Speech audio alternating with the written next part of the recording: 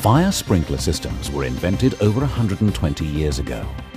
Since then, several 100 million sprinkler heads have been installed throughout the world. In that time, they've effectively protected thousands of buildings, helped to prevent the financial collapse of numerous businesses, saved countless lives, prevented innumerable burn injuries, and protected the environment from catastrophic fire-related pollution. They're universally acknowledged as the most effective first line of attack against fire.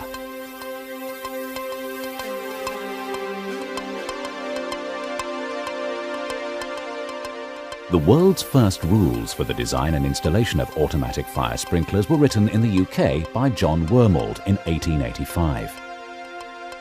Fire sprinkler systems in the UK are generally designed in accordance with British Standard 5306 Part 2 and, in some instances, Loss Prevention Council (LPC) rules for automatic sprinklers. American rules may sometimes be used, being Factory Mutual or National Fire Protection Association. Sprinklers are designed to cope with the fire risk presented by each individual building and may also be specifically configured to save lives. Water still remains the most effective firefighting medium available. Sprinklers will deliver water right into the heart of a fire during its early stages through a specially designed sprinkler head. Sprinkler heads are unique. They automatically detect a fire, discharge water right into the seat of the blaze, and operate a local alarm. They can also operate a remote alarm to alert the fire brigade or other emergency centre.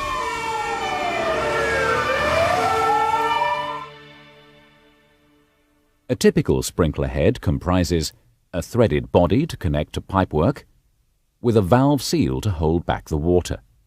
The valve seal is retained by a glass bulb which contains a liquid that has a high coefficient of expansion. A small measured quantity of vapour remains trapped when the bulb is hermetically sealed. When the liquid expands under the influence of heat from a fire, pressure in the bulb rises until the vapour is compressed. Further increases in temperature cause a rapid build-up of pressure sufficient to shatter the bulb, releasing the valve seal and allowing the water to flow onto a water distribution deflector.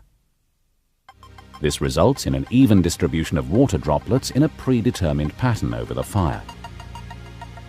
Sprinkler heads are available in a variety of operating temperatures, which are identified by the colour of the bulb.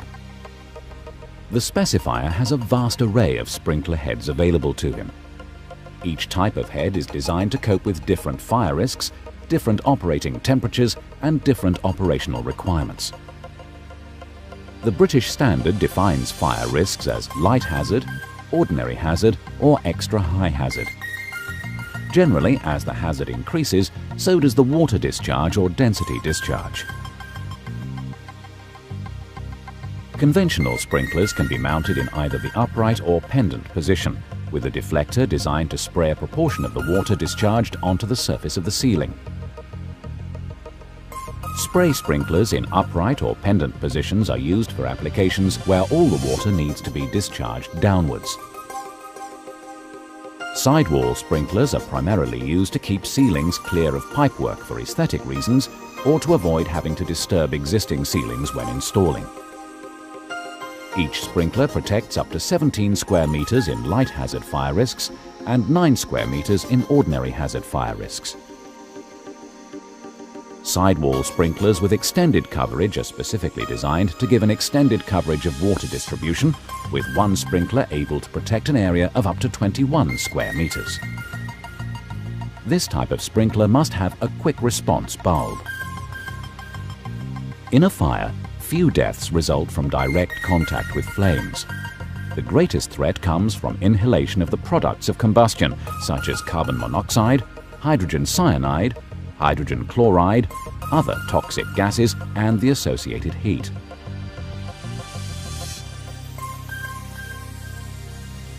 The reaction time of quick response sprinklers minimizes the life-threatening levels of toxic gases and temperatures. In many environments, there are people who cannot escape without assistance, such as in hospitals or homes for the elderly. Quick response sprinklers provide valuable time for those in charge to assist their escape. A sprinkler head is connected to a water supply via a network of pipes fed throughout the building. The area protected by each sprinkler head can vary from 9 square meters to 21 square meters depending on the fire risk.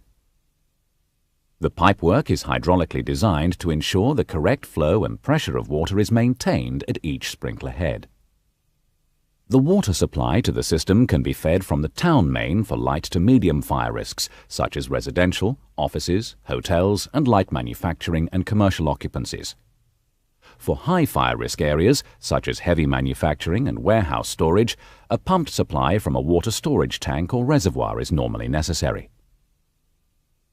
The design requirements are specified in the British Standard BS 5306 Part 2 and LPC, FM or NFPA design rules. A control and alarm valve automatically delivers the flow of water to the sprinkler heads. There are generally 5 types of sprinkler system that all require different valve arrangements.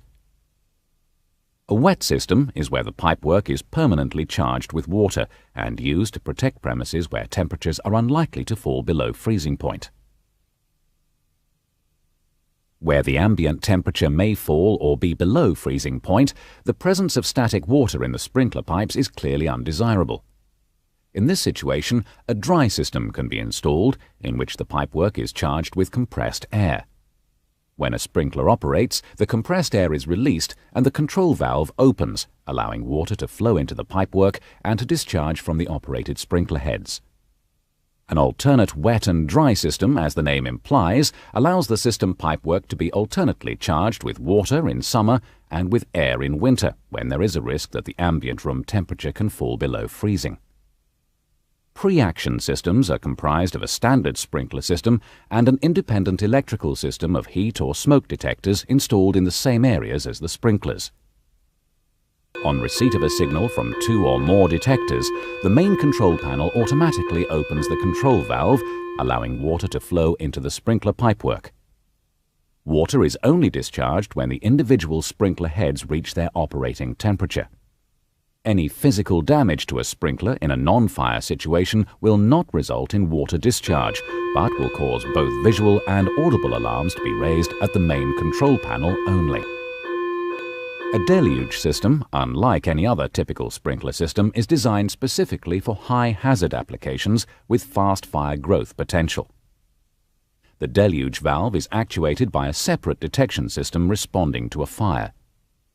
This brings a large number of open sprinklers into action simultaneously throughout the protected area. The successful performance of sprinkler systems has been detailed in records from across the world, paying testament to their outstanding reliability and effectiveness. In Australia and New Zealand, where it's a requirement that all fires must be reported, records reveal that over a 100-year period, sprinklers successfully controlled 99.5% of fires in sprinklered premises.